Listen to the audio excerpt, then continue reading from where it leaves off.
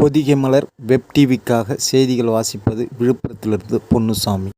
விழுப்புரம் நகராட்சி திடலில் தேமுதிக ஆர்ப்பாட்டத்தில் மாவட்ட செயலாளர் எல் வெங்கடேசன் பேசிய போது, புயலால் பாதிக்கப்பட்டார்கள், வெள்ளத்தால் பாதிக்கப்பட்டார்கள், ஒவ்வொரு குடும்பமும் பாதிக்கப்பட்டது. அதுபோன்ற சூழ்நிலையில் முதலமைச்சர் அவர்கள் ஒரு அறிவிப்பை வெளியிட்டார்கள். அந்த அறிவிப்பு என்ன சொன்னது? பாதிக்கப்பட்ட குடும்பங்களுக்கு 2000 ரூபாய் தரப்படும். வெள்ளத்தால் பாதிக்கப்பட்ட குடும்பங்கள் 2.5 ஏக்கர் வச்சுங்க, ஒரு ஹெக்டேருக்கு 17,000 ரூபாய் தருவோம்னு சொல்லி சொன்னார்.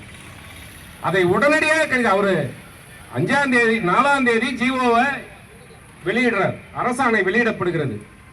அப்படி அரசாணை வெளியிட்ட மாவட்ட நிர்வாகிகள் அனைவரையும் கலந்து பேசி 2000 என்பது குறைவாக இருக்கிறது, பாதிப்பு மக்களுக்கு அதிகமாக இருக்கிறது, எனவே இதை கண்டித்து நாம் ஆர்ப்பாட்டம் நடத்த வேண்டும், அதன் வழியாக இந்த அரசுக்கு கோரிக்கையும் வைக்க வேண்டும் என்று சொல்லி 6ஆம் தேதி, கடந்த டிசம்பர் 6ஆம் தேதி ஒரு ஆர்ப்பாட்டத்தை நடத்தணும். தினம் எங்களுடைய ஆர்ப்பாட்டம் நடத்த விடாமல் தடுக்க முயற்சித்தார்கள்.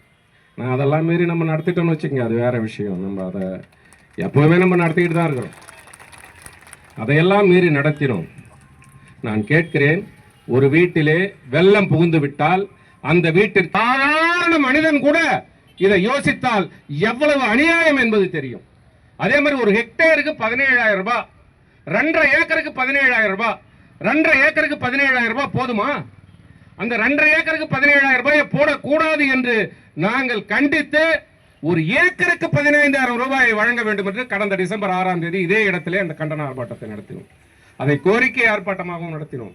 ஆனால் அதை கண்டுகொள்ளாத தமிழக அரசு நாங்கள் ஒரு ஹெக்டேருக்கு 17,000 தான் கொடுப்போம்னு சொன்னாங்க. நான் கேட்கிறேன், இங்கே இருப்பவர்கள் மிக ஏழ்மையிலே வறுமையிலே வாடக்கூடியவர். இந்த விழுப்புரம் மாவட்டத்தை பொறுத்தவரையிலே 80% விவசாயத்தை நம்பி இருக்கிறார். 80% மக்கள் விவசாயத்தை நம்பியும் விவசாய கூலிகளாகவும் தங்களுடைய 2.5 ஏக்கருக்கு 17,000 சொல்ற தண்ணி புகுந்த வீடுகளுக்கு 2,000 ரூபாய் என்று அறிவித்தீர்கள். இந்த 2,000 ரூபாயை கொடுத்துட்டீங்களா? அந்த 2,000 ரூபாயிலே பாரபட்சம் நீங்கள் காட்டவில்லையா? அதுவும் அரகடநல்லூர்ல 100 குடும்பங்களை ஒதுக்கி விட்டீர்கள். நிவாரண பொருட்களும் கொடுக்கப்படவில்லை, நிவாரண உதவித்தொகையும் கொடுக்கப்படவில்லை என்று சொல்லி அங்கே அது கட்சி பார்க்கறது இல்ல, மதம் பார்க்கறது இல்ல, ஜாதி பார்க்கறது இல்ல, எல்லோரையும் காயப்படுத்தி விட்டு எல்லோரையும் அழிவின் விளிம்புக்கு தள்ளி விட்டு தான் செல்லுகிறது. அப்படி இருக்கின்ற பொழுது திமுகவை சேர்ந்தவங்க கொடுத்து நமக்கு ஓட்டு போறவனுக்கு மட்டும் இதெல்லாம் கொடுன்னு சொன்னீங்கன்னா வெட்கமாக இல்லை? யாருக்கு வேண்டுமானாலும் யார் வேண்டும், நீங்கள் இந்த மக்களுக்கு நன்மையை செய்திருக்கிறோம் என்று நம்பினால், வேட்டி கட்டிய ஆண்களாக இருந்தால், மீசை வைத்த ஆண்களாக இருந்தால், சந்திரா பார்க்க